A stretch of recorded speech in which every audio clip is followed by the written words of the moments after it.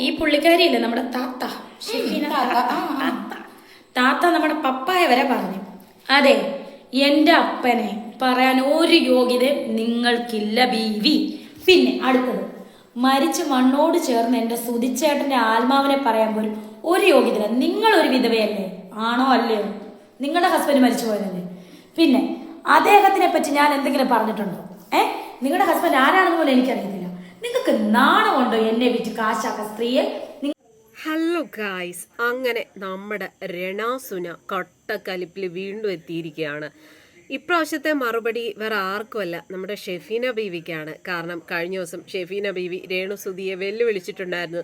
നീ ഒറ്റ തന്തയ്ക്ക് ഉണ്ടായതാണെങ്കിൽ ഇറങ്ങി കൊടുക്കടി ആ വീട്ടിൽ നിന്നൊക്കെ പറഞ്ഞ് ഷെഫീന ബീവി ഒരു വീഡിയോ ചെയ്തിട്ടുണ്ടായിരുന്നു. അത് ചെയ്തത് വേറൊന്നും കൊണ്ടല്ല, ഈ രേണുസുതി നാഴികയ്ക്ക് 40 തൊട്ടോ മീഡിയക്കാരോട് പറയുന്നു, ആ വീട് പൊട്ടിപ്പൊളിയാറായി, അങ്ങനെയാണ് ഞാൻ നാണം കെട്ടാണ് ആ വീട്ടിൽ നിൽക്കുന്നത്, അങ്ങനെയാ ഇങ്ങനെയാ എന്നൊക്കെ കേട്ട് മടുത്തിട്ടാണ് ഓരോ ആൾക്കാരും ഇപ്പൊ പ്രതികരിച്ചു തുടങ്ങിയത്. എന്തിനാണ് ഇത്ര നാണം കെട്ട് സഹിച്ച് ആ വീട്ടിൽ നിൽക്കുന്നത്? ഇറങ്ങിക്കൊടുക്കാൻ പറഞ്ഞു. അപ്പോൾ നമ്മുടെ ഷെഫീന ബീവിയെ സംബന്ധിച്ചിടത്തോളം എല്ലാവർക്കും അറിയാവുന്നതാണ്, അവര് നേരെ വാ നേരെ പോ, പറയാനുള്ളത് അത് ഏത് പൊന്നു തമ്പുരാനാണെങ്കിലും പറയും. ആ ഒരു രീതിയിൽ ഷെഫീന ബീവി പറഞ്ഞു, നീ ഒറ്റ തന്തയ്ക്ക് ഉണ്ടായതാണ്, ഇറങ്ങിയടി ആ വീട്ടിൽ നിന്ന് എന്നൊക്കെ പറഞ്ഞിട്ട് ഒരു വീഡിയോ ചെയ്തിട്ടുണ്ടായിരുന്നു. എന്തായാലും ആ വീഡിയോയ്ക്കുള്ള ഒരു മറുപടി ആയിട്ടാണ് ഇപ്പൊ നമ്മുടെ രണാസുന വന്നിരിക്കുന്നത്. എന്തായാലും അതിൽ ഷെഫീന ബീവി രേണുസുധിയുടെ അച്ഛനെയൊക്കെ പറഞ്ഞിട്ടുണ്ടായിരുന്നു. അതിന്റെ ഒരു കലിപ്പിലാണ് രണാസുന. എന്താ ഓർത്ത് പോലീസ് സ്റ്റേഷനിൽ കേസ് കൊടുക്കാം. പിന്നെ ഈ തള്ളക്കെതിരെ കേസ് തള്ളയും തന്നെ വിളിക്കും. ഈ തള്ളച്ചിക്കെതിരെ എന്നെ നികൃഷ്ടജീവി എന്ന് വിളിച്ചത് നിങ്ങളാണ് നികൃഷ്ടജീവി. നിങ്ങൾക്ക് ഇനി ഇതിനുള്ള മറുപടി നിങ്ങൾ കൊണ്ടുവന്നാൽ പോലും നിങ്ങൾക്ക് റിപ്ലൈ ചെയ്യണം. അല്ലെങ്കിൽ തന്നെ അച്ഛനും അമ്മയും പിന്നെ ചേട്ടനെയും പറ്റി ഒരുത്തനും അധികാരമില്ല പറയാൻ വേണ്ടി, ഇല്ലേ? എന്തെങ്കിലുമൊക്കെ പറയട്ടേടി. പിന്നെ ഇതിനനുസരിച്ച് ഇനി നിങ്ങൾ റിപ്ലൈ ഇട്ടാലും രേണുസുതി റിയാക്ട് ചെയ്യത്തില്ല. കാരണം മതി, തളച്ചിക്ക് റീച്ച് കൊടുക്കുന്നത് മതി. പിന്നെ വേറെ ബ്ലോഗ് കണ്ട് രേണുസുതി ഷെഫീന ബീവിക്കെതിരെ നിന്ന ഏതാണ്ട് ഒലത്ത് വന്നെ പറയാ നേരിട്ട് വാ, നേരിട്ട് വാ, എന്നിട്ട് ഒലത്താൻ നിൽക്കുക കേട്ടോ. അവിടെ ഒലത്താൻ ഉണ്ടാകില്ല കേട്ടോ. അവർക്കുള്ള അതേ നാവാണ് എനിക്കും ഉള്ളത്. ഞാനും ഒരു വിടോയാണ്, അവരും ഒരു വിടോയാണ്. മനസ്സിലായോ? അവരെ പോലെ ചീപ്പ് പരിപാടി, അതായത് ഒരു മുറിക്കകത്തിരുന്ന് ഒരു പെണ്ണിന്റെ കുറ്റം പറഞ്ഞല്ല ഞാൻ വീഡിയോ എടുക്കുന്നത്. ഞാൻ അന്തസ്സായിട്ട് ജോലി ചെയ്താണ് ജീവിക്കുന്നത്. പിന്നെ പോലീസ് സ്റ്റേഷനിൽ കൊണ്ടുപോയി കേസ് കൊടുക്കാൻ സൗകര്യമില്ല. എനിക്ക് നല്ല തിരക്കുള്ള സമയത്ത് ഇവർക്ക് വേണ്ടിട്ട് പോലീസ് സ്റ്റേഷനിൽ പോ സ്ത്രീയെ. കേരള പോലീസിലെ നമ്മൾ അധികം കേട്ടിരിക്കുന്ന കേരള പോലീസ് അല്ലേ നിങ്ങളുടെ കാര്യം കേൾക്കാനുള്ള, അവർക്ക് വേറെ ഒരുപാട് ഉത്തരവാദിത്തപ്പെട്ട ജോലികളുള്ളത്. പിന്നെ എന്റെ അപ്പനെ എന്റെ സൂചേട്ടനെ പറഞ്ഞുകൊണ്ടാണ് ഞാൻ റിയാക്ട് ചെയ്യാൻ വന്നത്. ഇത് ഞങ്ങൾ പറഞ്ഞില്ലെങ്കിൽ ഒന്നുമില്ലാത്തവർ അവരെ മക്കളല്ലാതെ പോലെ. അതുകൊണ്ടാണ് മാത്രമാണ് ഈ ഒരു വീഡിയോ. പിന്നെ ഞങ്ങളെ രണ്ടിനെയും ഞങ്ങളെ പേടിപ്പിക്കേണ്ട കാര്യമില്ല. ഞങ്ങൾ പേടിക്കത്തില്ല. തീ കുരുത്തവരാണ് ഞങ്ങൾ. നിങ്ങൾ ഓലപ്പാമ്പ് കാട്ടി ഞങ്ങളെ പേടിപ്പിക്കരുത് താത്ത. കാരണം താത്തയുടെ വീഡിയോ ഞങ്ങൾ കാണാൻ സൗകര്യമില്ല. ഞങ്ങൾക്ക് അയച്ചു ഇതിന്റെ പ്രധാനപ്പെട്ടത് ഇങ്ങനെയൊക്കെയാണ് നിങ്ങളെ പറ്റി പറയുന്നത്. അപ്പൊ ജസ്റ്റ് നോക്കിയപ്പോൾ സത്യമാണ്. അല്ല, നിങ്ങളുടെ വീഡിയോ കണ്ട് നിങ്ങൾക്ക് റീച്ച് തരാൻ വന്നതല്ല ഞാൻ. മനസ്സിലായി? പിന്നെ അതെ, അതുകൊണ്ട് പോലീസ് സ്റ്റേഷനിൽ ഒന്നും പോകാൻ താല്പര്യമില്ല. പിന്നെ ഇത്രയും എന്താ പറയാ റിയാക്ട് ചെയ്തത് എന്നെ നികൃഷ്ട ജീവി എന്ന് വിളിച്ച് നിങ്ങളാണ് ലോകത്തിലേക്കും ഏറ്റവും വലിയ നികൃഷ്ട ജീവി. നിങ്ങൾക്ക് കാലിന് അല്ല, അവർക്ക് എന്തോ കാലിന് പോലും വയ്യാത്ത. നിങ്ങളുടെ ഇങ്ങനെ ഇരുന്ന് പറഞ്ഞാൽ നിങ്ങൾക്ക് സൗഖ്യം ആകത്തില്ല. നിങ്ങൾ 4 നേരം പ്രാർത്ഥിക്കാൻ നോക്ക് നിങ്ങൾക്ക് സൗഖ്യം കിട്ടണമെങ്കിൽ. നിങ്ങൾ എന്റെ കുറ്റം പറഞ്ഞു നടന്നിട്ട് റീച്ച് കിട്ടിയിട്ട് ഒന്നും ഒരു കാര്യം. മുസ്ലിം അല്ലേ? ഈ 5 നേരത്താണ് നിസ്കാരം എന്താ കേൾക്കുന്നത്? അവര് നിസ്കരിച്ചിരുന്നാ പറയും ഈ കണ്ടോല വഴി എന്തിനാണ് പോകുന്നത്? എന്തിന്റെ കേടാണ്? ഏത് മതത്തിൽപ്പെട്ടവരല്ല അവർക്കൊക്കെ പ്രാർത്ഥന ഉള്ളത്. നമ്മൾ പ്രാർത്ഥന പോയാ പോരെ? നിങ്ങൾ ഈ വയസ്സാകാലത്ത് നിങ്ങൾക്ക് പ്രാർത്ഥിച്ച് നിങ്ങളുടെ മക്കളെ നോക്കി ഇരുന്നാ പോരെ? മോളെ അങ്ങനെ തന്നെ പറയും. വല്ല ആവശ്യമുണ്ടോ ഇതൊക്കെ കേൾപ്പിക്കാൻ? അടങ്ങിയതേലും കുടുംബത്തിരിക്കുക, അല്ലെങ്കിൽ വേറെ എന്തെങ്കിലും വീഡിയോ റീൽസ് ചെയ്യുക. എന്റെ ചേച്ചിനെ പറ്റി അതിന് പറയണ്ട, നിർത്തിക്കളഞ്ഞു. ഇതോടെ കൂടെ നിർത്തിക്കളഞ്ഞു. ഇടാൻ കാരണം വേറൊന്നുമല്ല. ഇപ്പൊ ഞാനൊരു വ്ളോഗ് കണ്ടു ഒരു പുള്ളിക്കാരിയുടെ. ഷെഫീന ബീവിയോട് രേണുസുതി റിപ്ലൈ കൊടുത്താൽ എന്തോ രേണുസുതി തീർന്നു, എന്തോ രേണുസുതി അങ്ങനെ ചെയ്യും. ഒന്ന് പോ ചേച്ചിയുടെ കാര്യം നോക്ക്. രേണുസുതി അങ്ങനെ പേടിച്ചോടുന്ന ഒരു പീവിമാരും വന്ന പേടിച്ചോടുന്നവളല്ല രേണുസുതി. പിന്നെ നികൃഷ്ട ജന്തു എന്ന് പറയാൻ ഇവരാരാ എന്നെ നികൃഷ്ട ജന്തു എന്ന് പറയാൻ? ഞാൻ ബാക്കി കൂടെ പറയാൻ വന്നതാണ്. നികൃഷ്ട ജന്തു നിങ്ങളാണ്, ഞാനല്ല. എന്നെ വിറ്റ് മുറിക്കകത്തിരുന്ന് വീഡിയോ എടുത്ത് എന്നെ വിറ്റ് കാശുണ്ടാക്കുന്ന നിങ്ങളാണ് നികൃഷ്ട ജന്തു. എനിക്ക് ആരെയും പേടിയില്ല. മനസ്സിലായോ? ദൈവത്തെ മാത്രമേ എനിക്ക് പേടിയുള്ളൂ. പിന്നെ കൂടുതൽ ഇങ്ങോട്ട് പറയാൻ പറ്റേണ്ട. അടുത്തത് എന്താ എൻ്റെ കുട്ടികളുടെ പിതൃത്വത്തെ ചോദ്യം ചെയ്യാൻ നിങ്ങൾ ആരാ ബീവി? നിങ്ങൾ ആരാ? നിങ്ങൾ നിങ്ങളുടെ മക്കളുടെ കാര്യം നോക്കി ജീവിക്കുക, കേട്ടല്ലോ. എൻ്റെ മക്കളുടെ പിതൃത്വത്തെയോ എന്നെ പറ്റിയോ നിങ്ങൾ അന്വേഷിക്കേണ്ട കാര്യമില്ല, കേട്ടോ. വീട്ടിൽ നിന്ന് ഇറങ്ങി തടി എന്ന് പറഞ്ഞാൽ നിങ്ങളുടെ അച്ഛനുണ്ടാക്കിയ വകയല്ല ആ വീട്, പിന്നെ എനിക്ക് തന്ന വകയല്ല ആ വീട്, കേട്ടല്ലോ. എൻ്റെ മക്കളുടെ കൂടെ ഞാൻ ജീവിക്കുന്നത് അത് എൻ്റെ ഇഷ്ടമാണ്.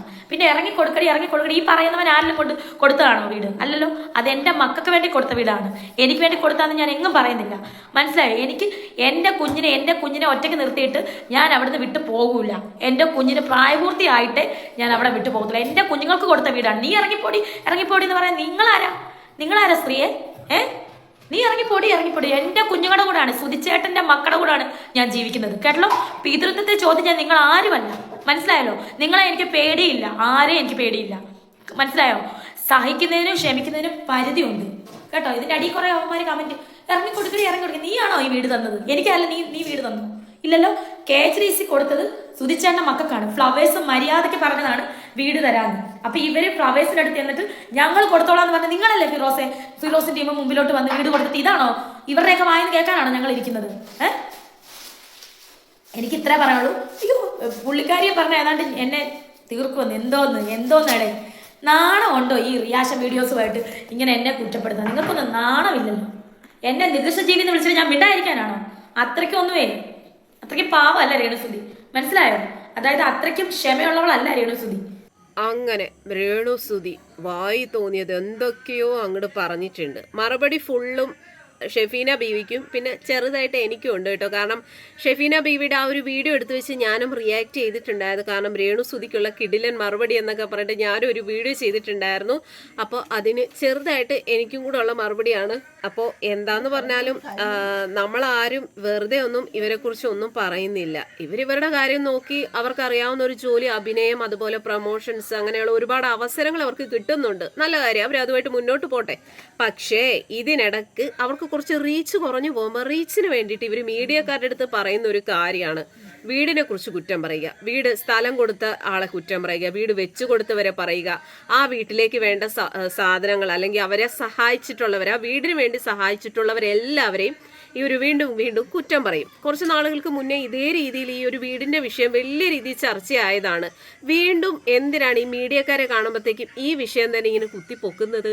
അങ്ങനെ പറയുമ്പോഴാണ് നമ്മളെ പോലുള്ളവരെ എടുത്തു വെച്ച് റിയാക്ട് ചെയ്യുന്നത്. കാരണം ഇവരെന്തൊക്കെ പറഞ്ഞു എന്ന് പറഞ്ഞാലും ഇവർക്ക് ഇവരുടെ മക്കൾക്ക്, അതായത് കൊല്ലം സുധിയുടെ ആ 2 മക്കൾക്കും സ്ഥലവും അതുപോലെ തന്നെ വീട് വെച്ച് നൽകിയതുമാണ്. അത് സത്യം പറഞ്ഞു കഴിഞ്ഞാൽ ആ സഹായം ചെയ്തവരെ ഇങ്ങനെ സമൂഹത്തിന് മുന്നിൽ നാണം കെടുത്തുക എന്ന് പറഞ്ഞു കഴിഞ്ഞാൽ അതത്ര നല്ലൊരു പ്രവൃത്തിയല്ല. ഇപ്പൊ രേണുസുതി ആണെങ്കിൽ പോലും നമ്മളെയൊക്കെ പറയുന്നത് നമ്മളൊക്കെ അവരുടെ കുറ്റം പറഞ്ഞ് അവരെ വെച്ച് റീച്ച് ഉണ്ടാക്കുന്നു എന്നൊക്കെ പറയുന്നത്. രേണുസുതിയെ വിറ്റ് നമ്മൾ കാശാക്കുന്നു എന്നാ പറയുന്നത്. ഒരിക്കലുമല്ല. ഇവരുടെ വായിൽ നിന്ന് വരുന്ന ചില സ്റ്റേറ്റ്മെന്റുകളാണ് നമ്മളെടുത്ത് റിയാക്ട് ചെയ്യുന്നത്. പ്രത്യേകിച്ച് ഈ വീട് വെച്ചവരെ ഇവർ കുറ്റം പറയുന്നു. അതാണ് ഇവരുടെ മെയിൻ ഒരു പരിപാടി. വീട് വെച്ചു കൊടുത്തവരെയും ബിഷപ്പിനെയൊക്കെ എപ്പോഴും വന്ന് മീഡിയക്കാരുടെ അടുത്ത് കുറ്റം പറയുന്നതാണ് രേണുവിൻ്റെ മെയിൻ ആയിട്ടുള്ള ഒരു പരിപാടി. അങ്ങനെ പറയുമ്പോഴാണ് ആൾക്കാർ പ്രതികരിക്കുന്നത്. ശരിയാണ്, ഇപ്പോൾ ഒരുപാട് ആൾക്കാർ രേണുസുധിയെ സപ്പോർട്ട് ചെയ്യുന്നുണ്ട്. അതൊക്കെ നല്ല കാര്യം തന്നെയാണ്. കാരണം അവർ പണ്ടത്തെ പോലെയല്ല, ഇപ്പം അവരറിയപ്പെടുന്ന ഒരു താരമാണ്, ബിഗ് ബോസിലെത്തി. അതുപോലെ തന്നെ ഒരുപാട് അവസരങ്ങൾ അവരെ തേടിയെത്തുന്നുണ്ട്. അതുപോലെ തന്നെ എന്താ പറയുക, പുറം രാജ്യങ്ങളിലേക്കൊക്കെ അവർക്ക് പല പരിപാടികളും പല ഷോസിനുമൊക്കെ അവരെ വിളിക്കുന്നുണ്ട്. നല്ല കാര്യം, അവർ ആ ഒരു രീതിയിൽ ജീവിക്കട്ടെ. എല്ലാവർക്കും അവരവരുടേതായിട്ടുള്ള ഓരോ ജീവിത മാർഗങ്ങളുണ്ട്.